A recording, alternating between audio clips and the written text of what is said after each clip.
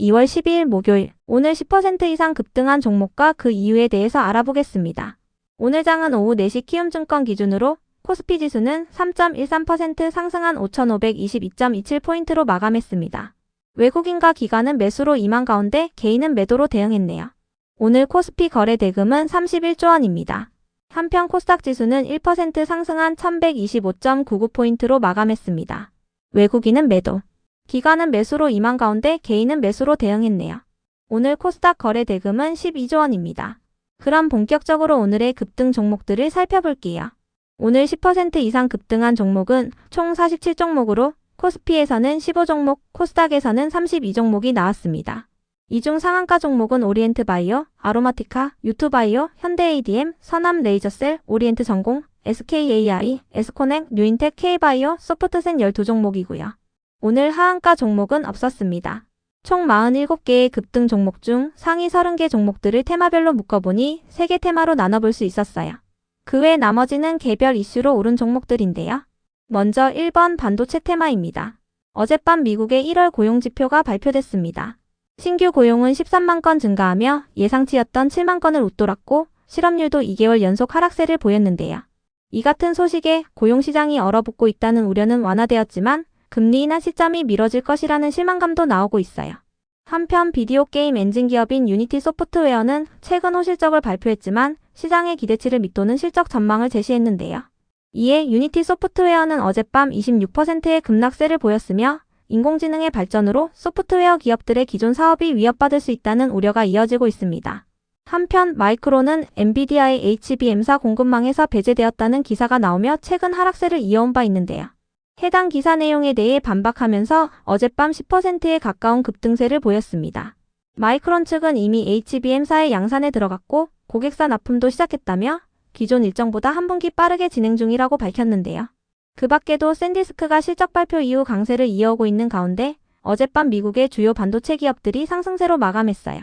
이 같은 훈풍이 국내 반도체 기업들에게도 전해지면서 반도체 기업들 일부가 강세를 보였습니다. 특히 삼성전자는 오늘 언론을 통해 세계 최초로 HBM사의 출하를 시작했다고 밝혔는데요. 최선단 공정을 선제적으로 도입하여 양산 초기부터 최고 성능과 안정적인 수율을 확보했다고 밝혔습니다. 이에 삼성전자가 오늘 6%의 강세를 보였습니다. 한편 레이저셀은 올해 매출이 4배가량 상승할 것이라는 포부를 밝히면서 강세를 이어오고 있는데요. 최근 차세대 패키징 장비의 출하를 시작했으며 아시아권 고객사들의 수주가 이어질 것으로 기대되고 있습니다. 이와 관련하여 레이저셀은 매출 성장도 있겠지만 흑자 전환하는 첫 해가 될 것으로 믿는다고 밝혔습니다. 다음은 이번 초전도체 테마입니다.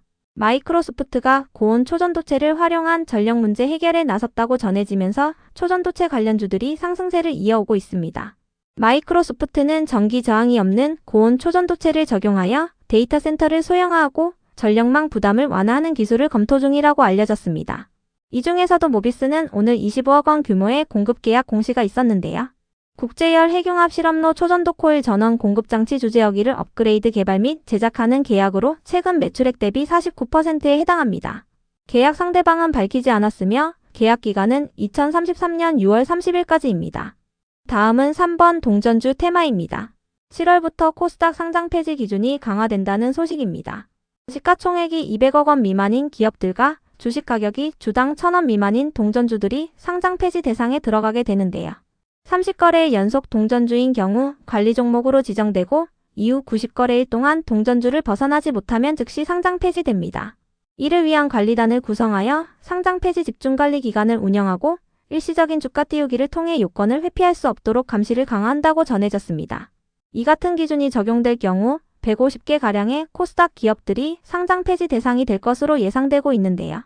이 같은 소식에 오늘 동전주들의 등락률은 엇갈리는 모습이 나왔습니다. 일부 종목들은 급락세를 보인 반면에 일부 종목들은 상한가로 마감해 주었네요. 이 중에서도 에스코넥은 어제 장마감 후 연간 실적 발표가 있었는데요. 전년 대비 영업이익은 224% 증가한 132억 원을 기록하고 순이익은 흑자 전환한 357억 원을 기록했습니다. 한편 오리엔트 전공은 화요일 장마감 후 기타 자금 확보를 위해 계열사인 오리엔트 바이오를 대상으로 31억 원 규모의 유상증자를 결정했다고 공시했는데요. 또한 신사업 투자를 위해 오리엔트 바이오의 지분 전량을 52억 원에 처분한다고 공시했습니다. 다만 오리엔트 전공은 동전주가 아니며 오늘 종가는 2,995원으로 마감했으니 참고해주세요. 상한가를 닫아준 순서는 뉴인텍, 에스코넥, 오리엔트 바이오, 오리엔트 전공, 소프트센, K바이오 순입니다. 특히 뉴인텍과 K바이오는 이틀 연속 상한가로 마감했습니다. 참고로 오리엔트 바이오와 보혜양조는 코스닥이 아닌 코스피 종목이니 참고해주세요. 그 외 나머지는 개별 이슈로 오른 종목들입니다. 먼저 SKAI가 상한가로 마감했는데요. 계열사인 스카이 인텔리전스가 엔비디아의 공식 리테일 파트너로 선정됐다고 전해졌기 때문이에요. 스카이 인텔리전스는 AI와 3D 기술을 활용하여 광고 제작을 자동화하는 기술을 보유하고 있는데요. 엔비디아의 리테일 파트너로 선정됐다는 것은 유통과 판매 분야에서 엔비디아의 기술을 가장 잘 쓰는 파트너라는 인증을 받은 것이며 엔비디아가 검증한 기업이라는 의미를 가집니다. 엔비디아는 홈페이지를 통해 리테일 파트너 목록을 공개했으며 한국 기업 중에서는 스카이 인텔리전스가 유일하게 포함된 것으로 알려졌는데요. 이 같은 소식에 스카이 인텔리전스의 글로벌 시장 진출이 본격화될 것으로 기대되고 있습니다. 이어서 현대 ADM은 언론을 통해 췌장암 오가노이드 유전자 분석으로 가짜 내성을 규명했다고 밝히면서 상한가로 마감했습니다. 항암제에 대한 내성이 암세포 자체의 변이보다는 암세포를 둘러싼 물리적인 장벽에 기인한다는 것을 세계 최초로 규명했는데요. 이는 현대바이오와 CM팜, 젠큐릭스, 오가노이드 사이언스와의 공동 연구를 통해 밝혀냈다고 전해졌습니다. 이 같은 소식에 공동 연구에 참여한 기업들이 상승했습니다. 다음으로 유투바이오는 물적 분할 공시가 올라오며 강세를 이어오고 있습니다. 3일 연속 상한가로 마감했는데요. 임상시험 위탁과 바이오기술 사업을 제외한 모든 사업 부문을 물적 분할하여 주식회사 유투바이오를 설립한다고 밝혔어요. 지구홀딩스가 임상시험 위탁과 바이오기술 사업을 맡으며 나머지 사업을 유투바이오가 맡는 구조인데요. 분할 날짜는 5월 1일입니다. 이어서 아로마티카와 삼진식품 이지스의 급등 이유는 파악되지 않았는데요.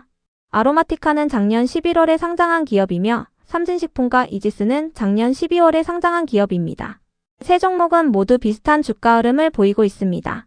이 중에서도 아로마티카는 화요일날 언론을 통해 북미와 유럽 지역의 드럭스토어인 얼타뷰티와 리테일러 로스만에 입점했다고 밝힌 바 있으니 참고해주세요. 170여 개의 매장에 입점했다고 밝혔습니다. 다음으로 태강산업이 상승했는데요. 행동주의 펀드인 트러스톤 자산운용이 태강산업에게 기업가치 재고를 요구하는 공개주주서한을 발송했다고 전해졌기 때문이에요. 3월에 열리는 정기주주총회 안건으로 자진 상장 폐지를 포함한 7개의 주주 제안을 제출했다고 밝혔는데요. 특히 소수주주가 보유한 유통주식 23만 주를 전량 매입한 뒤 자진 상장 폐지하는 안건이 메인이라고 알려졌어요. 상장을 유지할 경우 자산 매각이나 자사주 소각, 액면 분할 등을 요구했다고 전해졌습니다. 이어서 CK솔루션은 1대2 무상증자 공시가 올라오며 강세를 보였습니다. 신주 배정 기준일은 3월 3일이며 신주 상장 예정일은 3월 23일입니다. 다음으로 JK시냅스는 최근 주주총회 결과를 공시했는데요. 로봇과 엔터 사업을 사업 목적에 추가한다고 밝히면서 강세를 보인 것으로 추정됩니다. 다만 JK시냅스는 추가 상장을 앞두고 있으니 참고해주세요. 일반 공모 유상증자로 인해 52만 주가량이 내일 상장될 예정입니다. 발행 가격은 1,908원이며 JK시냅스의 오늘 종가는 2,725원입니다.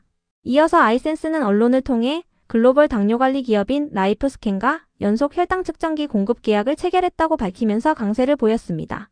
이번 공급을 통해 유럽 시장 진출을 본격화할 계획이라고 전해졌습니다. 다음으로 IL은 어제 언론을 통해 산업 현장에 특화된 피지컬 AI 학습 데이터 솔루션을 출시한다고 밝혔는데요.